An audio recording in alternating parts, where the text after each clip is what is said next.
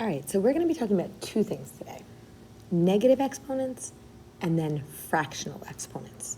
So let's start with negative exponents. Now, if you look here, whenever you have a negative exponent, we want to try and rewrite our expression with a positive exponent, and it's super easy to do, okay? What we do is we just move the term to the other side of the fraction bar. Okay, so this is what I mean. First, let's take this and make it into a fraction. So we can make it into a fraction by putting it over 1. And then if you want to basically take the term that has the negative exponent and rewrite it with the positive exponent, you move it to the other side of the fraction bar. So since this is in the numerator, if we move it down to the denominator, look at that, your exponent becomes positive. Or vice versa. If you have a negative exponent in the denominator of the fraction, you just move it up to the numerator and it makes your exponent positive. Okay, now let's keep that in mind and let's take a look at some of the examples on the bottom of the page. All right, we're going to do the odds. So number 19. Now here we have a negative exponent. So I'm going to take this and make it into a fraction by putting it over 1. So now if I want to rewrite this to make this term right here have a positive exponent, I take it and move it down to the denominator of the fraction. So it becomes m to the positive fourth in the denominator. Now technically, isn't there a 1 in front of this m to the negative fourth? So we just take that 1 and move it over. And by the way, this 1 that was in the denominator is technically right here in front of the m to the fourth power. All right, number 21. So now we have our term with the negative exponent in the denominator of a fraction. So what we can do is, if I make a fraction bar, I could take this term and move it up to the numerator. And when I do, the exponent becomes positive. Now this 1 that used to be in front of the m to the negative fourth just moves right over. Now keep in mind, I'm not going to leave my answer like this because isn't anything divided by 1 just itself? So I'm going to rewrite this as m to the fourth power. All right, number 23. Now I see a negative exponent, right? So I know right away I want to take this and make a fraction. Now don't be tricked here. Look at this 4. This 4 is really 4 to the first power. If you want to put a little 1 there, you can. Okay, that doesn't have a negative exponent on it. So since this 4 to the positive first power already has a positive exponent, we're going to leave that on top where it is. I'm just going to write it as 4 instead of 4 to the first power. Okay, again, so since this has a positive exponent, I want to leave it in the numerator. Okay, if I brought it down to the denominator, it would become 4 to the negative first, and I don't want that. I don't want a negative exponent. But this x to the negative third, right, this has a negative exponent, so let's bring that term down to the denominator. And when we do, the exponent becomes positive. And there we have it. Okay, the next one. Now, we know that if we have a power on the outside of a fraction, we have to raise both terms to that power. So this is going to become x to the negative fourth over y to the negative fourth. Okay, so now we want to get rid of these negative exponents. So in order to do so, since the x has a negative exponent on it, we're going to take that term and bring it down to the denominator. And when we do, the exponent becomes positive. And we're going to take this y to the negative fourth and move it up to the numerator in order to make that exponent positive as well. And then there we have it. We have all positive exponents. Okay, now honestly, if you wanted to skip this step, you could. If you have a fraction being raised to a negative exponent, basically what happens is you can flip the fraction upside down. I put the y on top and the x on bottom. And when that happens, this exponent becomes positive on both of those two terms. Okay, so if you want to skip steps, you can. That's up to you. All right, and then finally, number 27.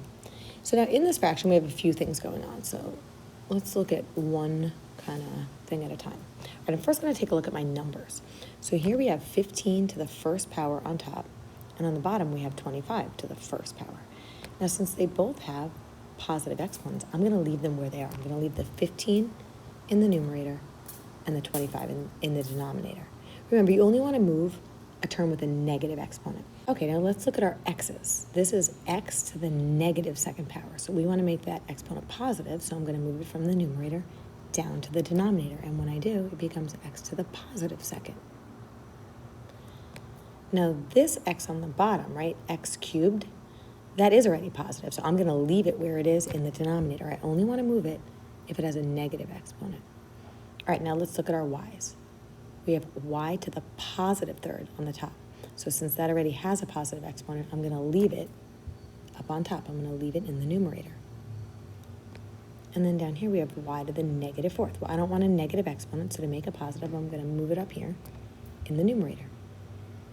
All right, now let's simplify this a little. So I'm going to bring down my equal sign. And we know that 15 over 25, right, they're both divisible by 5. 15 divided by 5 is 3. And 25 divided by 5 is 5, so this becomes 3/5. So 3 on top, 5 on the bottom.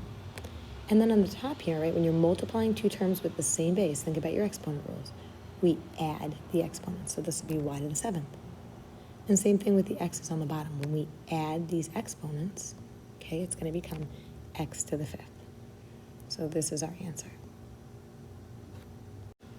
All right, so the second thing we're going to be talking about today is fractional exponents. Now, we have this saying, I say power over root, okay? Whenever you have an expression, or a term, I should say, with a fractional exponent, we can rewrite this in radical form. The numerator of your exponent represents the power, and the denominator of your exponent represents the root. So basically, we'd have the nth root, right, that's our root, the nth root of x to the a power. So the nth root of x to the a power. Now, one thing I want to point out, the power you could put right on that x itself, or if you look over here, if you want to put it outside the radical, you can do that as well. Both of these two values are equivalent to each other. Okay, I'm just going to quickly show you why. Let's say we had the cube root of 8 to the second power, right, the power on the inside like we have here. And let's say we have the cube root of 8 squared to the second power on the outside. Okay, well, if we look at this, right, you would first square the 8, so that would give you 64. And then the cube root of 64 is 4, because 4 times 4 times 4 is 64. Okay, so again, if we looked at it this way, 8 squared is 64. And then this root should really be in there a little more. The cube root of 64 is 4. Okay, now if we wrote it this way, this is telling us let's do what's in the parentheses first. So the cube root of 8 is 2. And then 2 squared is 4. We get the same answer. Okay, so again, the cube root of 8 is 2, and then 2 squared is 4. So either way you want to write it, whether you put the power on the inside, underneath the radical, or whether you put the power on the outside of the radical, you wind up with the same answer. Okay, so that was just kind of a made-up example to show you why this and this will give you the same value. Now let's take a look at some examples on the bottom. All right, so number 29, it says x to the 7/3 power. They want us to write each expression using a radical. Okay, so we know that when we have a fractional exponent, we could say power over root.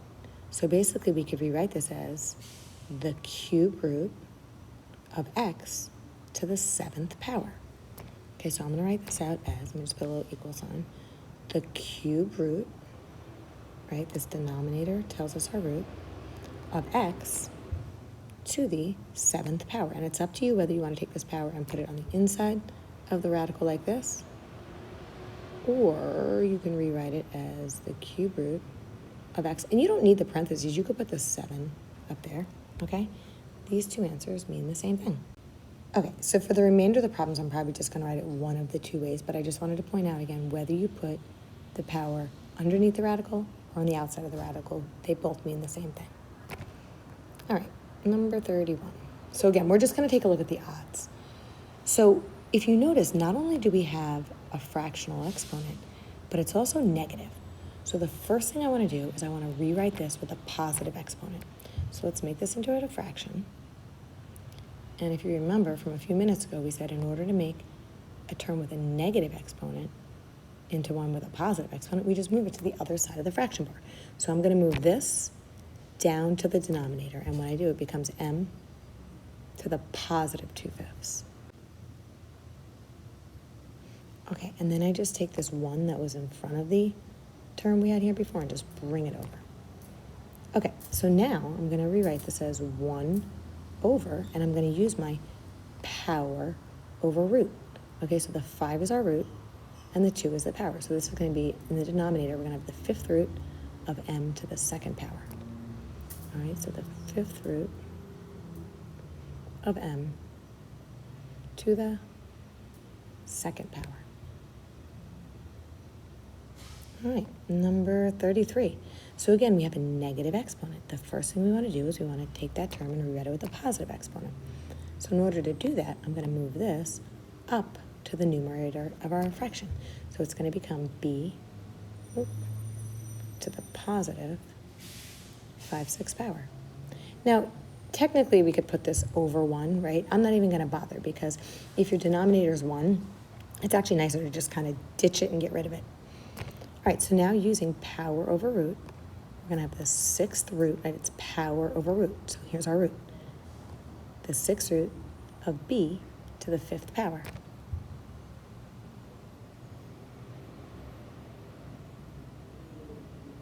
Okay, and that is it. It's kind of easy to remember, right? Whatever's on top of the fraction goes on top over here, and whatever's on the bottom of the fraction goes on the bottom down here where the root is. All right, so we have 2 more to take a look at, number 35 and 37. Okay, so we have 2 terms here, both with fractional exponents, but here's what you want to do before you rewrite terms in radical form. You want to first combine them into one single term. Okay, so again, you're going to first combine these into one single term, and then you rewrite them in radical form. All right, so let's do this. This is going to be equal to, now remember, when you're multiplying 2 terms with the same base, don't we add the exponents? Okay, so I'm going to keep the base of x. Let me add the exponents off to the side here, so I'll do it in a different color. All right, so if we have 3/4 plus 2/3, we have to first find a common denominator. Okay, so the least common denominator would be a 12, right?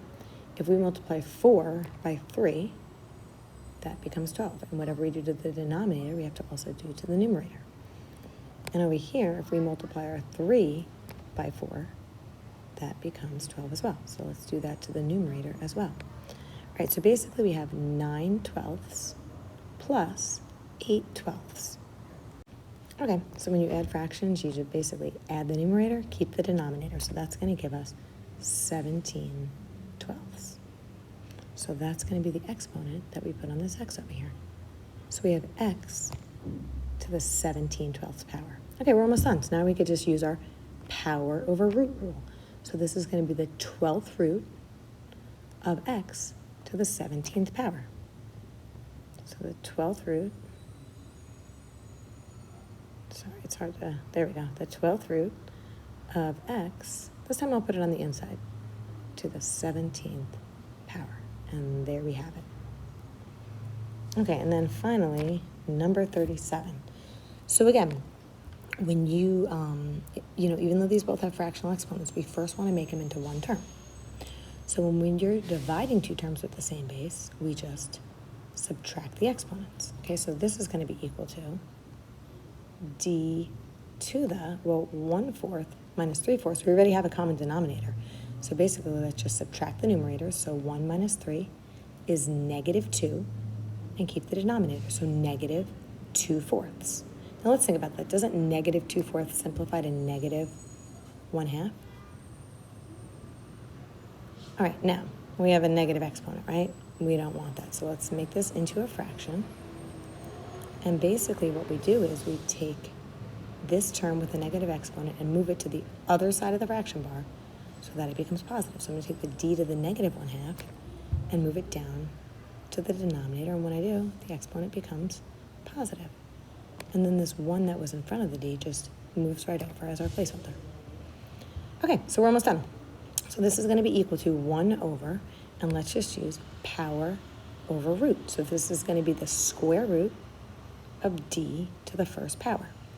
So technically, you could write this, the square root of d to the 1st power, but honestly, usually when you have a square root, we don't put the 2 there, right? Don't we normally just, when you have a square root, just put the radical symbol? And then when you have something to the first power, we usually don't put our power there either. We usually just put d instead of d to the first. So this is kind of the more common way that you would see this written.